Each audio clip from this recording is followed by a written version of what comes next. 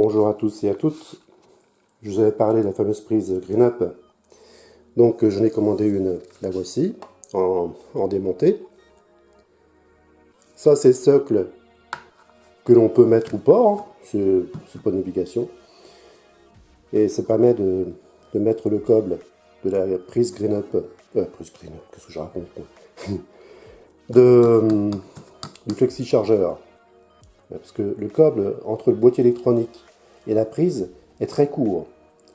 Donc il faut absolument que le boîtier électronique soit raccordé à un piton par exemple contre le mur, ou alors ici, voilà, avec un réalisant par exemple, c'est une petite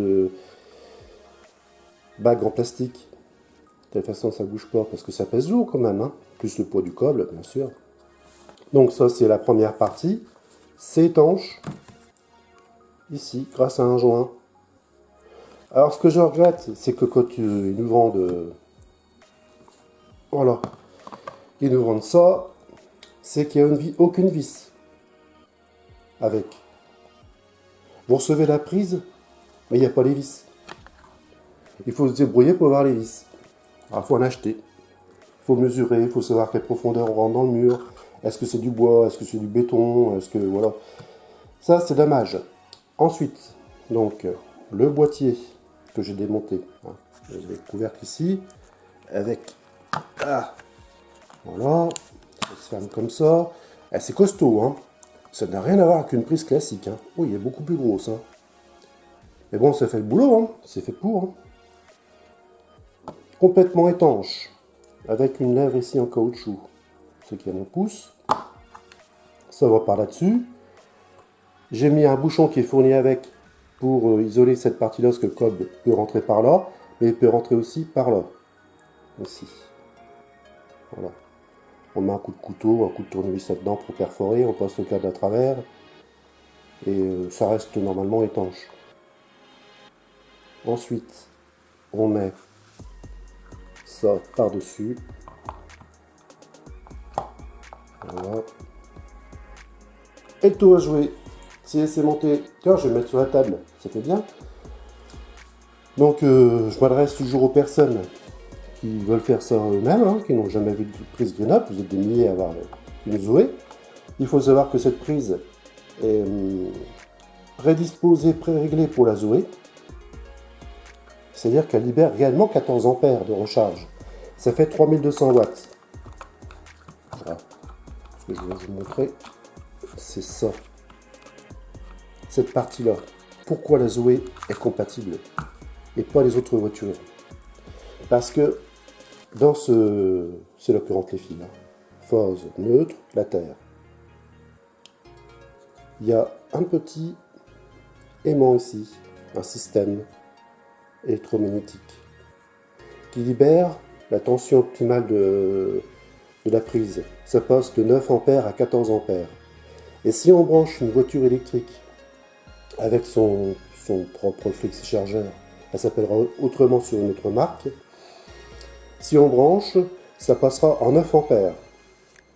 Pour que les 14 ampères soient libérés, il faut installer un câble du compteur jusqu'à la prise, un câble spécial avec un fil pilote.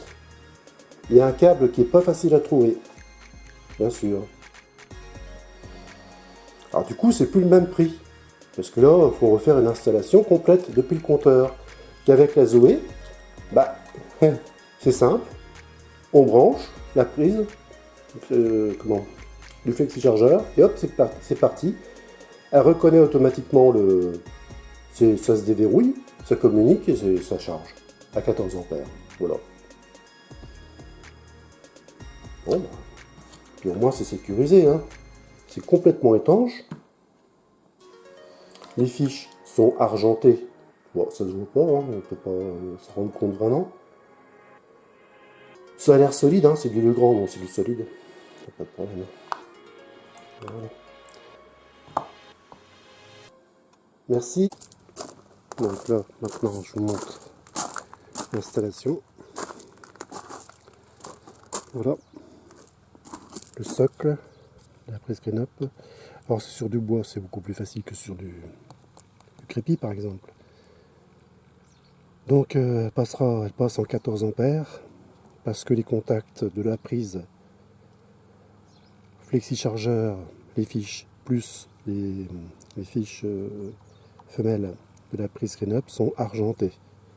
Ça, plus la détection des blocages du système par l'aimant, ça libère les 14 ampères. Sinon, sur les autres voitures ou un aspirateur, ça sera 9 ampères. Donc, voilà mon installation. Toujours top niveau. Comme il n'y a pas de ficelle, il n'y a pas de corde. Normalement, il y a une corde ici, il y a une ficelle. Moi, sur les miennes, il n'y en a pas. Bon, tant pis, hein. Voilà, ça passe là, et puis ça traîne par terre. La prise ici, à l'abri. Puis quand il fera trop chaud, eh bien, il faudra que je trouve un système pour protéger le soleil du soleil, justement, parce que ça va chauffer. Les chaleurs, comme on a connu, bah, ça va être récurrent maintenant. Voilà, ça se présente comme ça. Alors pour vous faites installer cette prise-là, les fils, phase neutre, terre, tout ça, c'est à faire par un pro. Hein. Moi, je vous le conseille, si vous n'êtes pas sûr de vous, n'allez pas vous griller là-dessus, c'est pas la peine. Hein. Donc étanchéité avec le bouchon ici, le fil est passé en travers comme ça, à l'intérieur. L'ancienne rallonge blanche, la voici. Déchargée pendant 2 ans et demi avec ça. 9 ampères, 1700 watts. Et c'est du 1.5 qu'il y a là-dedans. C'est pas du 2.5. Ça, c'est du 2.5. Toute la ligne intérieure, c'est du 2.5. Voilà. À bientôt.